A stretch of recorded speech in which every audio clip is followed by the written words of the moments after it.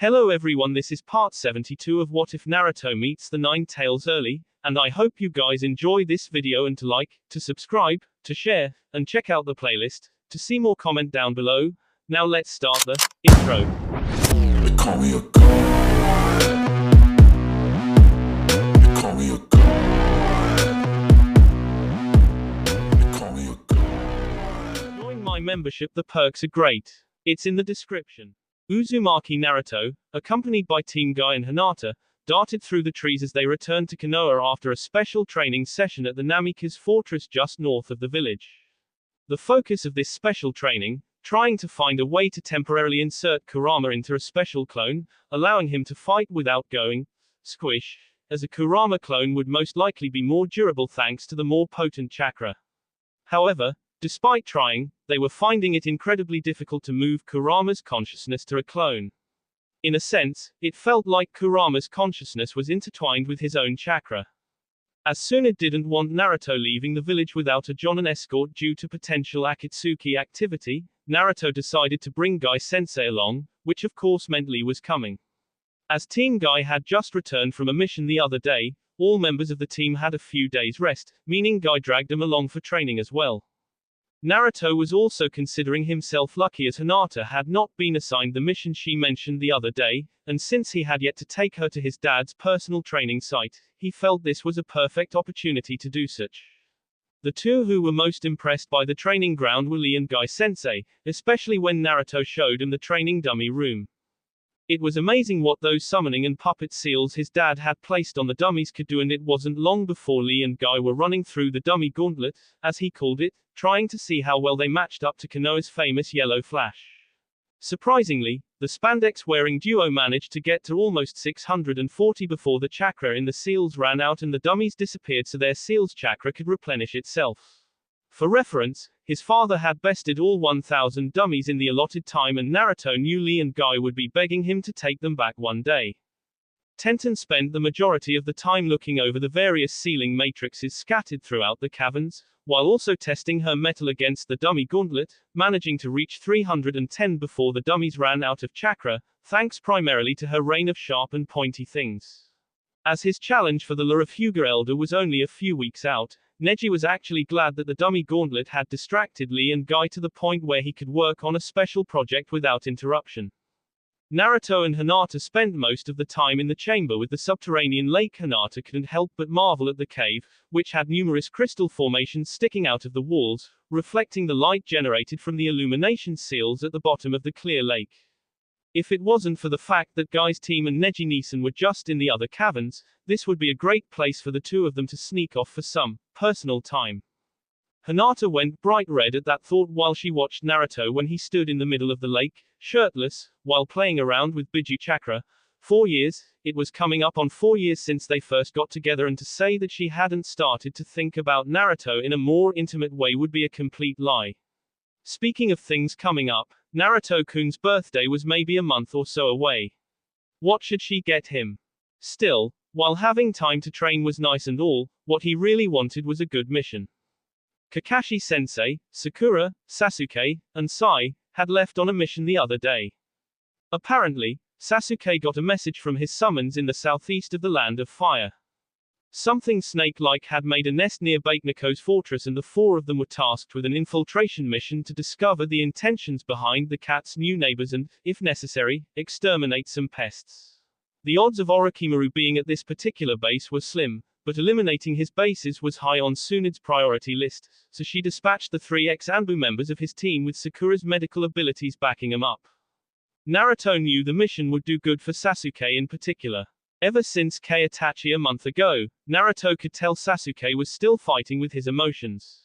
While Itachi was a traitor and at the end of the day, he was still Sasuke's brother. Still, he couldn't help but wish he was on the mission as well. Maybe he'd check with Tsunade and see if there were any missions he could go on. The following morning, Tsunade was looking through some of her morning reports and recent mission requests that came in the day before. However, her attention was drawn to one such scroll, coming from the mining town of Shinzukana in the northwest of the Land of Fire and a large supplier of iron for the village's forges. This mission again, sighed Tsunade as she read over the mission request. Shizune, are you sure you didn't get this mission mixed up? I thought we already completed it. Hi, Tsunade-sama. That's what I thought at first, but it appears like Shinzukan has been experiencing these outbreaks again, said Shizune as Tsunade groaned. 2 teams had already been sent to investigate this mission request. The first time was a Genin team that was dispatched a week prior to her departure to the summit, and the second time, Shikaku dispatched a Chunin team to the same place while Tsunade was away. Both cases were the same. Those causing trouble would disappear after a brief encounter with Konoha shinobi, with no trace on where they went. After spending a week searching for any signs of the attackers, the shinobi assigned to the mission would return home with no leads. Although the Chunin team managed to defeat one of the attackers, circumstances prevented them from learning anything about the troubles of Shinzukana. Shizune, who do we have available to form another team for this? Tsunade asked as Shizune went to fetch the roster of active shinobi. Hey Barkan. A snap of a pencil and a growl coming from the person situated at the desk in the middle of the office indicated the frustration of the Hokage as she stared down the sudden interruption. What is it now? Don't you have better things to do besides bothering me, Gaki? Growled Tsunade. Like learning to use a door. Naruto let out a chuckle as he rubbed the back of his head. Taking a page from both of his senseis, the orange-clad ninja was perched square in the center of one of the windows to Tsunade's office. Tsunade-sama, here is the list of available shinobi capable of taking B- and A rank missions, said Shizune as she returned to the office. Oh. Hi Naruto-kun. Tsunade noticed 4 names on the list. If these 4 can't figure out what's going on, then we have a real issue on our hands. Might as well send them and get the bored Gaki off my back for some time. So, seeing as you're here, you up for a mission, Gaki? Said Tsunade as she turned to the grinning Naruto. Well, besides the summit, I've kinda been stuck in the village, Tobio. Exclaimed Naruto.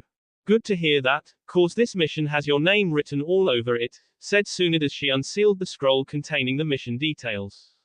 There's a village in the northwest of the Land of Fire, known as Shinzukana, that has been reporting mysterious demons attacking them. For the past month, they've been under siege by these demons. We sent a team near the beginning of these outbreaks, but the attackers ceased their attacks after just one time encountering our shinobi, despite the original team mentioning they were outclassed by them. About a week later, the attacks resumed and we sent a second team to investigate, but like the first time, the attacks stopped after one encounter. Now, it seems as if just recently the demon activity has resumed again. If you and your team can manage to solve the mission, it'll help relieve some of my headaches. The reports state that the attacks started when an ancient shrine, village legends say contains a demon spirit, was desecrated, continued Tsunade. Our previous team couldn't find anything demonic about this temple. So you think it could just be someone screwing with the village? Asked Naruto. It's possible, but whoever's been attacking the village is more than just a bunch of punks, or troublemakers. Shinzukana has a small force of genin and chunin stationed there, and the village's report states that these attackers have managed to incapacitate or kill a number of the shinobi guard, said Tsunade. The mission part is twofold. First, the village wants someone to repair the seals and wards around the shrine. And second, to determine the purpose behind these attacks and stop the attackers. This is considered a B rank mission, but I'd advise treating it like an A rank considering the attackers were able to defeat a number of chunin. Alright, sounds like fun, grinned Naruto. But why did you say the mission has my name written all over it? Because last I checked, you're our resident demon expert, chuckled Tsunade. Now, considering you're on standby, your team should be made of those on standby. From Team Kurenai, it's Hinata. Yes, a mission with Hinata-chan. Cheered Naruto mentally. Too bad you're in 4-man teams, replied Kurama. If it was just you and your vixen, perhaps the 2 of you would finally have a chance to getting around to making some kits. The demon in his head chuckled as Naruto groaned. Ero Kitsune. From Team Asuma, Nara Shikamaru. And seeing as Team Guy has not been deployed yet, I'll let you choose the 4th member, although Hyuga Neji has been labeled temporarily inactive due to clan business. Naruto was aware of this and even Tsunade knew the reason, Neji's challenge. Keeping Neji healthy was one of Tsunade's main goals, especially considering what was at stake. If Neji won, then not only would the Hyuga clan begin to move forward, But with Neji as an elder, she could finally begin training a few Hyugas as medics. Hiashi had a few Hyugas who were excited at the prospect of becoming medics and doctors. While Hiashi maintained external affairs as the clan head, the elders could overrule his decisions about what the Byakugan could be used for if their veto was unanimous. However, Neji had mentioned to Tsunade that he would wholeheartedly support any Hyuga who desired to learn medical jutsu. Hell, she was even tempted to place a bet on Kenjo winning, something even Shizune got a slight laugh out of. Naruto actually had to think on who he wanted to take with him, however, he already had an idea on who he wanted. I think I'll take Tenten. While everyone's strong and I'm sure Lee's itching to fight, someone else who also has a good understanding of Fuinjutsu would actually help. I see. It seems like you're actually putting some thought into this, said Tsunade. Very well, gather your team and report to the front gate, first thing in the morning. And use the door. Tsunade shouted as Naruto turned to exit the office through the portal which he entered. Naruto's first stop was the Hyuga house, and thankfully, it turned out that he'd be able to knock out two birds with one stone, considering Tenten was over, helping Neji train a little. Sorry to take your training partner away, Neji, but Tsunade-Baken kind of gave us a mission, apologized Naruto. Neji simply nodded in understanding. While he would miss Tenten's company, he understood that she still had her duties to the village to fulfill. Naruto-kun, you're going on a mission? Asked Hinata as she hopped off the porch. Yep, grinned Naruto. Now let's go find our fourth, Tobio. Wait, does that mean? Asked Hinata, getting a confirming grin from Naruto. So, what's this mission? Asked Tenten. I'll explain once we get the fourth, replied Naruto as the trio set off in search of one Nara Shikamaru. Shikamaru was liking this idea of five-man teams, allowing one member of the team to remain on standby. Considering it was his turn to be on standby, this provided him with plenty of time to delve into his favorite pastime, cloud watching. As he lay on the grassy hillside, an unnatural shadow crept over his face. Turning his head slightly, the Narutonin spotted the source of the shadow.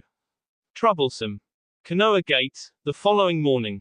Uzumaki Naruto, Nara Shikamaru, Hyuga Hinata, and Tenten were gathered at the gates, going over one last gear check before departing to Shinzukana, located in the northwestern corner of the Land of Fire, near the borders of the Land of Grass and Land of Waterfalls. Naruto had made a slight change to his mission wardrobe, as he realized that his orange and black jacket, while durable, wasn't quite designed with shinobi duties in mind. Not to mention, the jacket was kind of bulky underneath his flax jacket. Still, he kept the jacket Jiraiya got him as a more casual jacket or something he could wear for training. As of now, his mission outfit resembled something that was more standard with Konoha's uniform and somewhat of a take on his old attire after the second Chunin exams. The black pants and sandals remained and he wore an orange shirt. Jiraiya wasn't going to be particularly happy, whose sleeves extended just past the elbow. He then had a pair of long, fingerless, and black gloves with braces that extended halfway up the forearm. On these, he had a number of seals where he stored his shuriken, kunai, and two of the tri-pronged kunai which he had started to use again. He was wearing his flax jacket over top of the orange shirt and topped his outfit off with the sage coat. It would be about a day's journey, and if they traveled at a good pace, they'd reach the village by sundown. After confirming they had all of their supplies, the four Konoha shinobi departed. So, what are your thoughts on this, Naruto? Tenten asked. Do you think the village's attackers are really demons? Doubt it. Kurama says that any demons still remaining today have been sealed away, said Naruto. Even then, the odds of us coming upon a shrine that actually houses a demon spirit is slim. The village is located close to the border.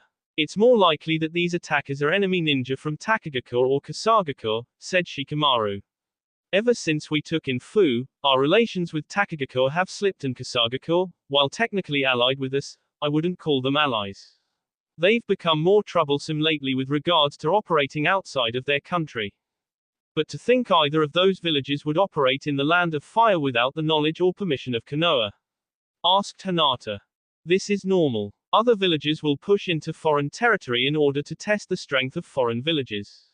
A strong response by the defending village and the pushing village retreats for a time before testing the waters again. A weak response just leads to more trouble as the pushing village pushes further and further into foreign territory. That's what I think this mission is about, said Shikamaru. It's troublesome really. However, Shikamaru paused for a moment, his brain thinking over the mission specifics. That would be the case, if it wasn't for the fact that they've been at this for a while now. Naruto, you said the attacks stopped after just one bout with the previous teams. Naruto nodded. If this were the case, they would have pushed farther into the land of fire by now, said Shikamaru. This isn't about testing Konoha's strength, they're not moving on for a reason. As the sun began to set beneath the surrounding hills and mountains, the 4 Konoha shinobi came upon Shinzukana. Upon getting their first glance of the town, there was nothing special about it that stood out. The town was of moderate size, and with the exception of a moderately sized mining industry in the surrounding mountains, there wasn't much strategic value in the town. Upon arrival in town, they were greeted by a man named Harakano Shin. Upon first inspection, it was obvious this man had been trained in the shinobi arts, but Hinata's initial inspection indicated his chakra levels were on par with experienced genin or newer chunin. The fact that he was wrapped in a few bandages indicated that he had been involved in these attacks in some way. I thank you for coming, Shinobi of Konoha, greeted Shin. It's our pleasure. I'm Uzumaki Naruto, greeted Naruto. And these are my comrades. Hyuga Hinata, Nara Shikamaru, Tenten. Yes, some of your names I know, especially yours, Uzumaki Naruto. My name is Harakano Shin and I'm part of the village's shinobi force. We are a small force totaling a dozen members or so charged with law enforcement in this town and protecting the mines from any criminals who may think to exploit it, said Shin. For the most part, our forces have been enough to protect the town from any threats, but these demons are unlike anything I've ever seen. What are these attacks like? Asked Naruto. About a month ago, late at night, one of the officers was doing his normal rounds when he passed by the village shrine. He heard strange noises coming from inside. When he investigated, he noticed the stone ward on the inner shrine to be broken, and next thing he knew, he was attacked by something. The only thing he can remember about the attack is seeing a white face with horns, said Shin. Thankfully, he made it out of that encounter alive, but after that night, there have been numerous reports of more of these demons around the village. Every night since then, they would emerge and start attacking our citizens.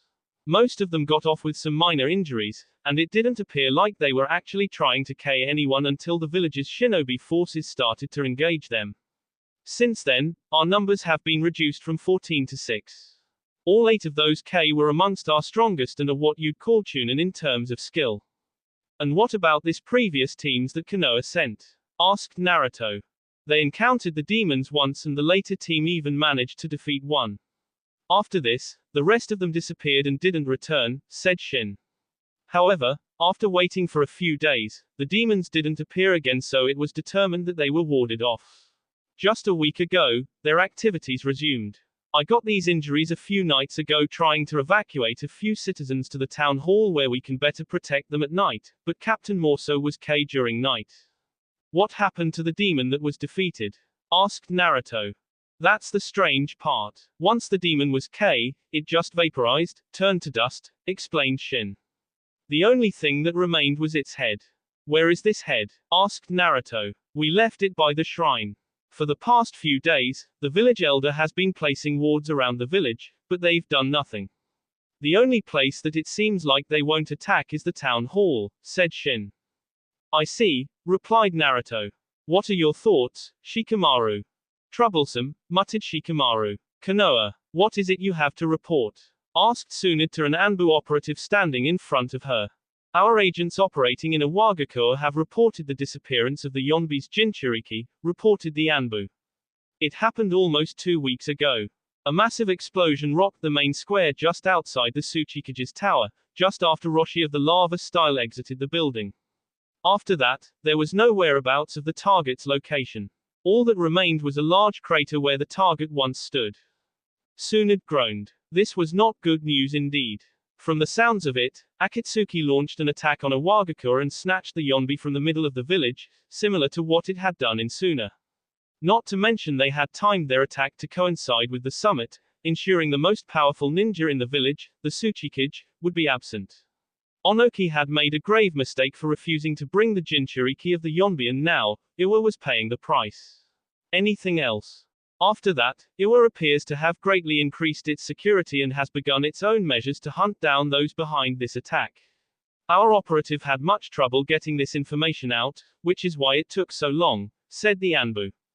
Anything, Kurama. As the sun finally set in the evening sky, Naruto and his team had begun their investigation into this demon threat that the village of Shinzukana was facing.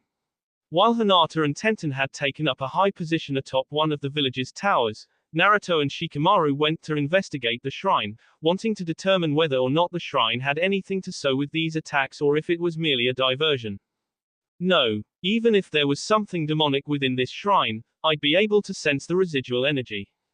So, Kurama can't sense anything supernatural about this shrine.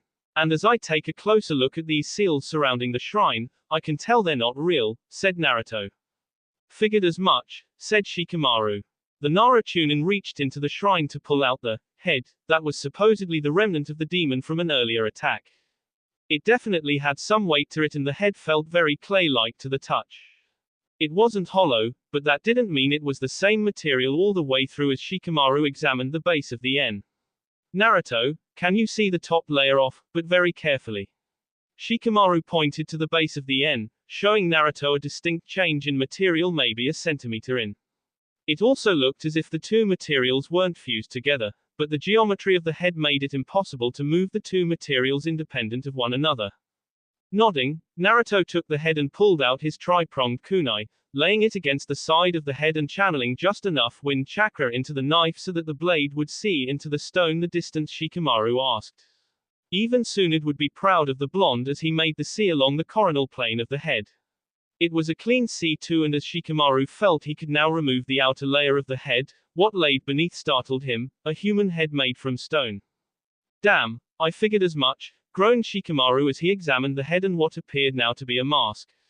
Naruto, what can you make of this? Shikamaru handed the mask to Naruto and an intricate, yet severely faded sealing matrix caught the blonde seal master's eye. Even he struggled to make heads or tails of the matrix, considering most of it was worn away and faded, but he did manage to decipher the central kanji as stone, as well as a peripheral kanji that said human, and a second peripheral kanji that stood for exchange. Not sure. I haven't seen a seal like this and because I can't make out most of the worn parts, I'm not sure what to call it, said Naruto. The three kanji however make me think this seal turned our demon to stone. Troublesome. So, our previous team defeated this guy and the mask he was wearing turned him into stone to keep him from leaking their objective, groaned Shikamaru. Before Shikamaru could continue his analysis, an explosion rocked the village from a street not too far away. That's near where Hinata-chan and Tenten were, said Naruto, pulling out a quick scroll of his own as he proceeded to seal the stone head and mask Sohei and Shikamaru could take a closer look at it later. While Naruto and Shikamaru had gone to investigate the shrine, Hinata and Tenten took up a lookout position amongst the center tower in the village. If luck was on their side, they'd spot one of the demons that has been troubling the town tonight. Byakugan active, Hinata began scanning the town. Looking over towards the shrine on the outskirts, she spotted the familiar red-tinted chakra of her teammate, accompanied by Shikamaru as they approached the shrine. Turning her attention towards the town hall, Hinata noted much of the village's population present inside with a few small specks of chakra scattered throughout the village of those who chose not to leave their homes for the safety of the town hall. Why was it that the town hall was the safest place? Why were these attacks happening? Out of the corner of her vision, she noticed a pair of chakra signatures racing along the streets, with one jumping along the rooftops directly above them. Focusing her vision, Hinata was able to make out what looked to be a human with a head that looked demonic and had horns sticking out of the forehead. The chakra network looked normal, but as she tried to examine the head area, it was just one big blur of chakra. Tenten. The weapons mistress nodded at Hinata in understanding before the two took off to confront this demon. What do your eyes make of it? Tenten asked. It looks human and there's nothing odd about the chakra, except around the head, explained Hinata. I tried to focus my Byakugan to see within the mask, but it was just a big blur of chakra. As the two got a better look at who the demon was targeting, it was a mother and a young boy, most likely trying to get to the safety of the town hall. As luck would have it, the boy tripped in the middle of the street, causing the two of them to stop and the demon to strike. Protection of the 8 trigrams. With almost unnatural speed, the demon managed to break off his attack before making a fatal error and into Hinata's C chakra barrier. As he jumped back, the demon was wrapped in a metal chain. Hey, grinned Tenten as she pulled taut on the chain, only for mud to splatter from the demon and her chain to lose its hold on the demon. From the puddle of mud, the demon rose. TSK. Mud clone. I don't think it's a clone, Tenten, stated Hinata. The demon drew a pair of scimitars and rushed at the two kunoiki. Tenten jumped back and Hinata rolled to the side, out of the path of the blades before retaliating herself with a wind-infused strike, only for their opponent to raise his blades in defense. Hinata easily moved out of the way of her attacker's attack, but was unable to get another opening strike. As this little dance continued, the lavender-haired Hyuga jumped out of the way. Fuin. Implosion barrier. 6 ceiling tags that Tenten had laid around the demon while Hinata was keeping him preoccupied lit up and a barrier encased him as inside the barrier erupted in a violent explosion. Did that get him? Asked Tenten. No. Hinata and Tenten groaned as mud rose up from the cracks in the street and formed into the demon opponent. The demon made another motion for the girls, but the two dodged as he then began going through hand signs. Doten. Earthen stone shoots. 4 earthen spires shot out, intent on the girls. However, Tenten managed to use her chain to change her momentum out of the way of the spires while Hinata used one of the spires to springboard herself away from the others. Okay, who are you and why are you attacking us? Demanded Tenten. However, the demon said nothing, only stood there, waiting for his opponent to make a move. Hinata-chan. Tenten. From the rooftops above, Naruto and Shikamaru jumped down next to their teammates to confront the demon. As the Konoha team regrouped, the demon just stared at him, his gaze mostly drawn towards a particular newcomer as he reached into his back pouch before few smoke bombs onto the ground beneath him. When the smoke cleared, the demon was gone. So, the 4 of you encountered one, said Shin. It was the morning following the demon attack and Naruto's team had spent a majority of the night combing the city for signs of where that demon might have fled to. However, despite Hinata's Byakugan and Naruto's Sage Mode, they were unable to come up with anything. Yeah, but he got away, said Naruto. But don't worry, we'll find where he took off to. Once again, the demons plague us to no end, spoke an elderly man who was leaning on a large staff to support him. This man was quickly identified as the village elder. Actually, it's not really a demon problem you're having, said Shikamaru as he motioned to Naruto to unseal the head. Upon showing Shin the head, they removed the demonic mask to reveal a human face underneath, although turned to stone. From the looks of things, this was an enemy shinobi, but why he attacked you, and why he turned to stone, I don't know just yet. It's so troublesome. As they left the town hall, the 4 of them walked through the street. It was mid-morning now and based on the reports, the demons only attacked during the night. However, from the looks of things, the town was going to be experiencing a bit of weather as dark clouds gathered in the distance. What are you thinking, Shikamaru? Asked Naruto. Well, I think it's obvious that these aren't demons we're dealing with. Especially considering he was using ninjutsu last night, mulled Shikamaru. Like we figured, our opponent is an enemy shinobi. As to why he's here, I have a suspicion, I think they're trying to lure something, or someone out. What makes you think that, Shikamaru? Asked Naruto. Why are they attacking the villages and shinobi? Yet why is the town hall the safest place? Also, the mask that they're wearing suggests they're from an Anbu-like group, or at least they operate like one.